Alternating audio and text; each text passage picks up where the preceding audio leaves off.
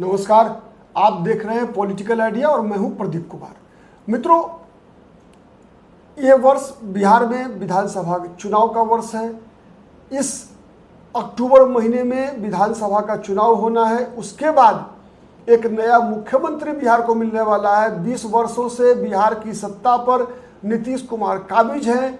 सवाल नंबर 1 कि क्या नीतीश कुमार भूतपूर्व मुख्यमंत्री कहलाएंगे? इस बार तेजस्वी यादव की ताजपोशी होगी या न तो तेजस्वी न नीतीश, कोई नया चेहरा बिहार का नेतृत्व करेगा?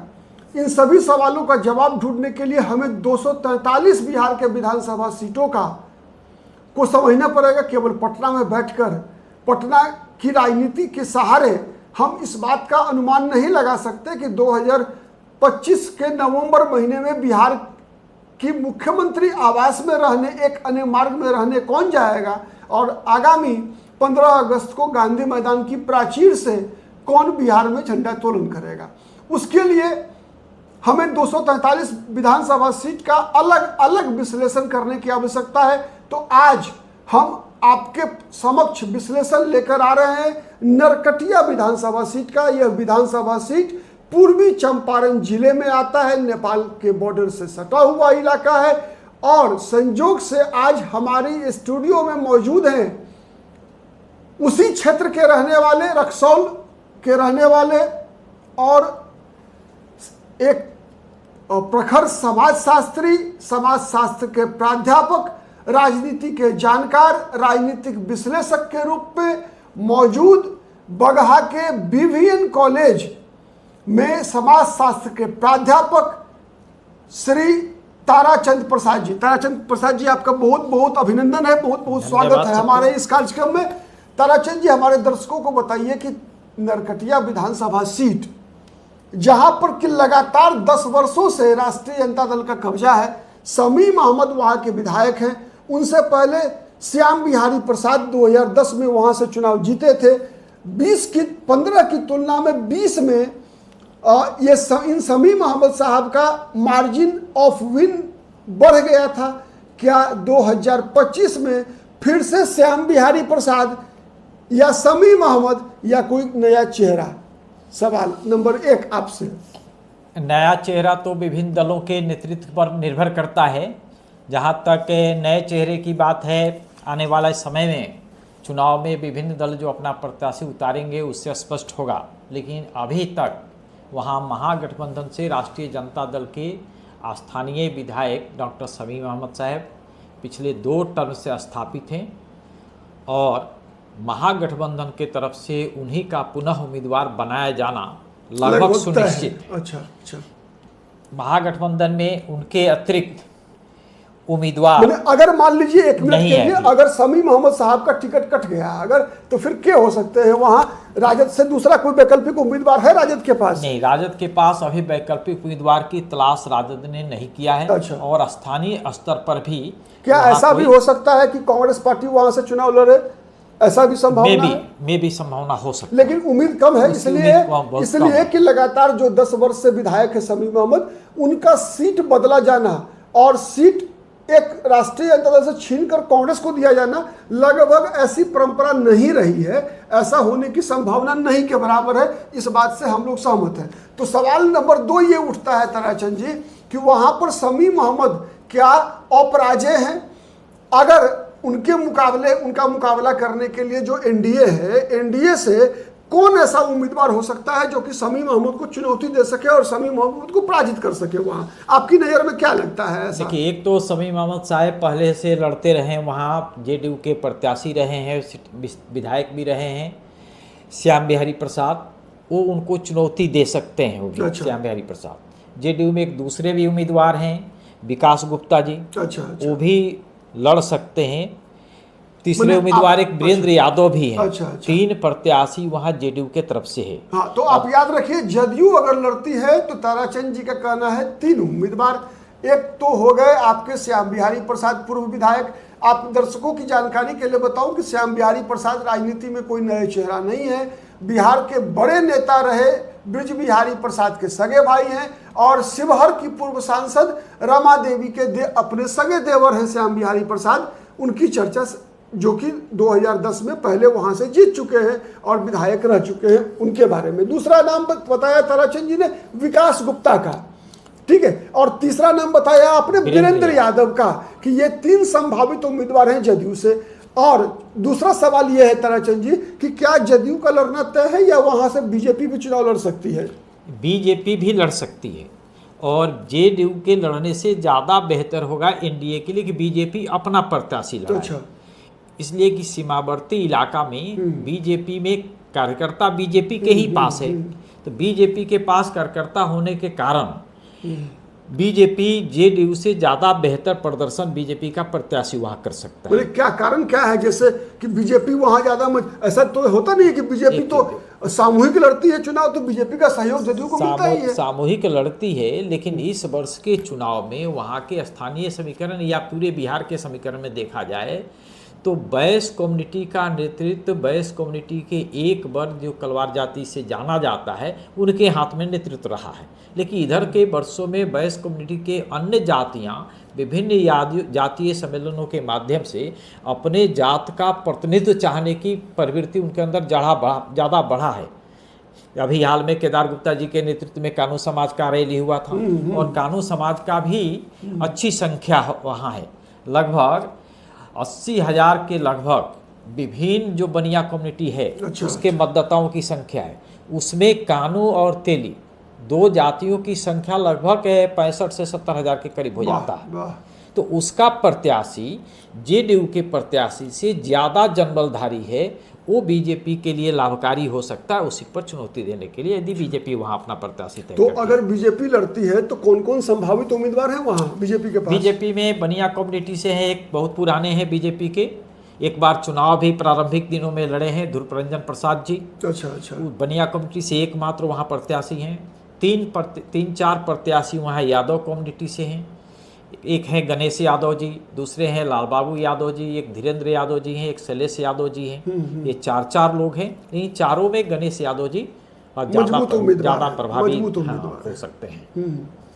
तो और क्या समीकरण है जो कि निर्णय करता है वहाँ के परिणाम का? चूंकि ताराचंद जी 2-3 सवाल है इसमें कि ऐसा देखा गया है बिहार के चुनाव में पिछले 2-3 चुनावों से कि बिहार में प्रायः जो अति पिछड़ी जातियां हैं, आपने जो जातीय समीकरण बताया उसके अनुसार वहां पर अति पिछड़ी जातियों की संख्या हिंदू में सर्वाधिक मानी जाती है, ठीक है। तो क्या अति पिछड़ा समाज राजद को वोट भी देता है कि वो लगातार बीजेपी और एनडीए या जदयू के साथ रहा है? क्या है समीकरण उस क्षेत्र विशेष में अति पिछड़ी जातियों का?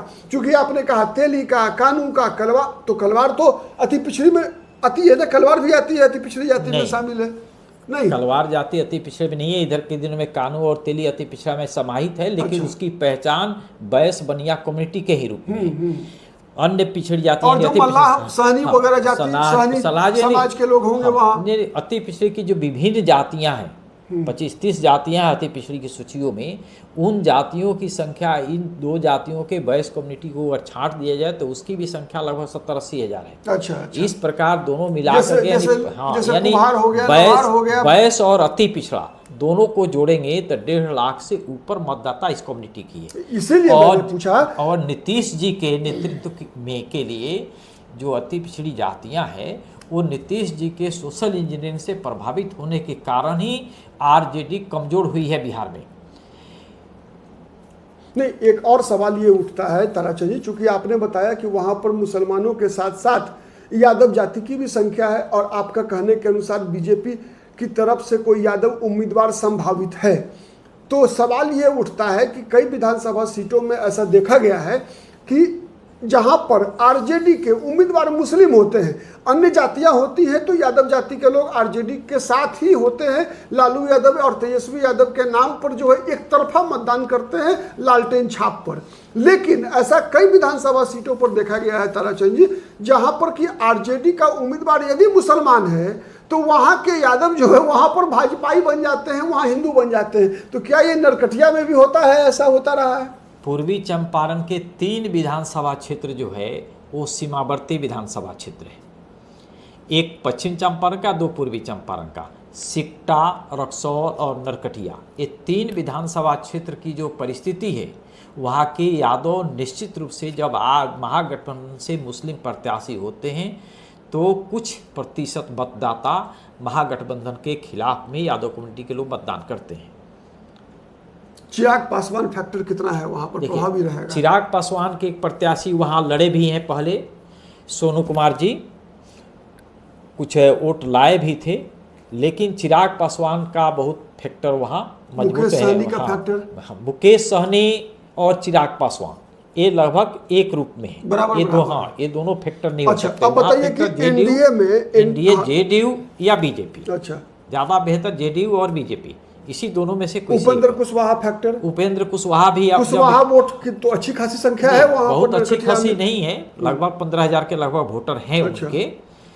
तो वो 15,000 के लगभग वोटर जैसे पहले इनके उम्मीदवार लड़े थे, तो क्या वो वोटर उपेंद्र कुशवाहा के कहने पर एनडीए को वोट देता है, या पारंपरिक रूप से वहां का कुशवाहा वहां भाजपाई है, या फिर नीतीश कुमार का लवकुश समीकरण में आता है? क्या है वहां का जो कुशवाहा समाज है वो पहले सोशलिस्ट पार्टी से बिलोंग करते थे लोग। अच्छा।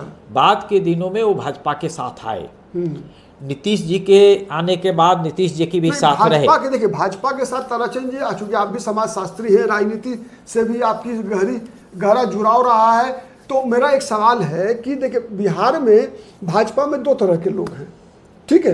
एक ऐसे लोग हैं जो कि हिंदूवादी हैं, ठीक है, उसको भाजपा में कौन नेता है, किस जाति का है, उससे कोई मतलब नहीं है, वो केवल ये मान के बीजेपी को वोट देती है कि बीजेपी एक हिंदुओं की पार्टी है, हिंदूवादी पार्टी है। दूसरा, उस आधार पर बीजेपी को वोट देती है कि इस बीजेपी में का उम्मीदवार मेरी जाति का है, बीजेपी का प्रदेश अध्यक्ष मेरी जाति का है, बीजेपी का प्रधानमंत्री मेरी जाति का है, बीजेपी का गृह मंत्री मेरी जाति का है, या मेरी जाति का नेता बीजेपी का समर्थन कर रहा है। तो इस वहां के कुशवाहा मतदाताओं को आप किस कैटेगरी में रखिएगा, हिंदूवादी कैटेगरी में, या फिर उपेंद्र कुशवाहा बीजेपी के साथ हैं, सम्राट चौधरी बीजेपी का नेता है इसलिए कुशवाहा भाजपाई है? देखिए कुशवाहा बहुत गंभीर सवाल है ताराचंद जी। कुशवाहा समाज का जो मोटिव रहा है पिछले दिनों, वो मोटिव जनरली सोशलिस्ट पार्टी के विचारधारा से जुड़ा रहा है। वो पूर्णतः भाजपा पहले नहीं रहे, लेकिन बाद के दिनों में अभी उनका भाजपा के साथ लगाव हिंदू सेंटिमेंट के आधार पर बना है। यही सवाल मैं कर रहा हूं, मेरा जानने का मतलब यही था। हालांकि उस क्षेत्र में एक समय था जो कम्युनिस्टों का प्रभाव था, वीरेंद्र कुशवाहा जी वहाँ विधायक भी बने थे, उस समय वो कुशवाहा कम्युनिटी के लोग उनके साथ थे। लेकिन आज कुशवाहा कम्युनिटी एक मुश्त वोट बैंक के रूप में उपेंद्र कुशवाहा के साथ है, ऐसी स्थिति नहीं। कुशवाहा, अच्छा मैंने यही सवाल था मेरा कि वो उपेंद्र कुशवाहा के कारण, सम्राट चौधरी के कारण बीजेपी के साथ है, या उसका हिंदुनाइजेशन हो गया? आपको देखिए, ये सीमावर्ती इलाका जो है, भारत नेपाल के सीमावर्ती इलाका, विशेष करके चंपारण का जो इलाका है, वहाँ सम्राट चौधरी हो या उपेंद्र कुशवाहा जी हैं, इनके प्रभाव के कारण कुशवाहा समाज उनके साथ है, भाजपा के साथ नहीं, ऐसा नहीं है।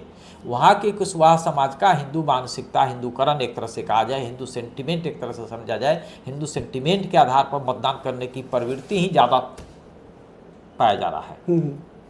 चलिए, और तो इस बार अगर मान लीजिए 1 मिनट के लिए आप अगर उम्मीद करते हैं कि एक तो तय है कि शमी मोहम्मद आरजेडी के उम्मीदवार होंगे, दूसरा तरफ जो एनडीए होगा, तो आपका अनुमान है कि वहां से बीजेपी का कोई उम्मीदवार चुनाव लड़ेगा तो ही ज्यादा बेहतर हो, ज्यादा बेहतर होगा। तो ऐसा कौन ऐसा उम्मीदवार है आपकी नजर में, अगर कोई एक नाम में कहूं बोलने के लिए, जो शमी मोहम्मद को हरा सकता है, तो कौन होगा वो? बीजेपी से अगर हो तो वहां ध्रुवरंजन प्रसाद पुराने भाजपाई हैं। अच्छा। उनका पकड़ है क्षेत्र में, और विभिन्न तबका के लोग उनके साथ हैं। यादव भी उनके साथ है, और वहाँ यादवों के बीच जो बीजेपी का ग्राफ बढ़ा है वो ध्रुवरंजन प्रसाद जैसे लोगों के प्रयास का परिणाम है। दूसरा एक महत्वपूर्ण फैक्टर वहाँ है, एक वहाँ बंजरिया ब्लॉक है, वहाँ के प्रमुख हैं चमन जफर आज़ाद चमन जी, जो काफ़ी सर्वग्राही व्यक्तित्व उनका है। विभिन्न तबकों में उनका अपना व्यक्तिगत पहचान, कार्यक्रमों के माध्यम से, यानी जो एक प्रमुख के हैसियत से जो भूमिका दायित्व बनता है आम जनता के समस्याओं के समाधान में, उसमें एक तरह से माना जाए कि चंपारण में जो भी प्रमुख हैं स्थानीय निकाय से, उसमें सर्वोत्तम महत्वपूर्ण भूमिका एक तरह से इनका है आजाद चमन साहब का। और ये प्रमुख पिछले बार भी थे, इस बार भी हैं, और ये संयोग से पिछले 2 वर्षों से ये अपने को नरकटिया विधानसभा के उम्मीदवार के रूप में चुनाव लड़ने की तैयारी करना शुरू किए हैं पिछले 2 वर्षों से, और इनकी भी एक अच्छी तैयारी है।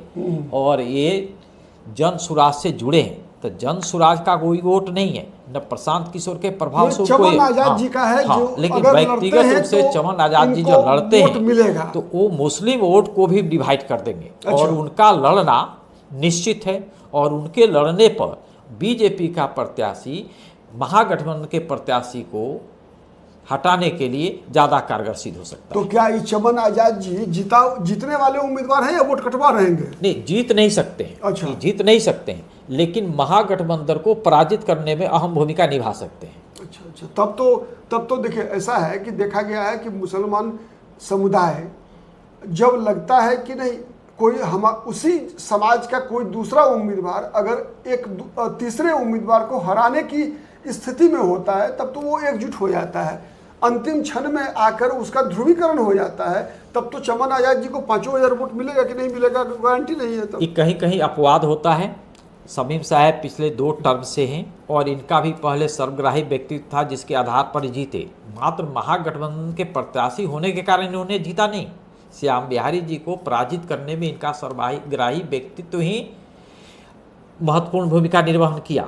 ठीक 2 टर्म से लगातार रहने के कारण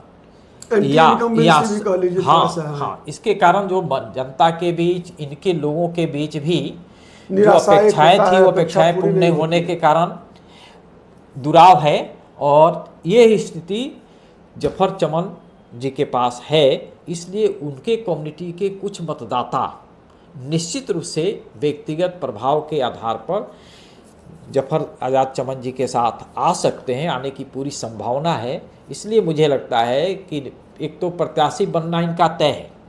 यदि जनसुराज इनको प्रत्याशी नहीं बनाता, उस स्थिति में भी चुनाव लड़ने वाले हैं।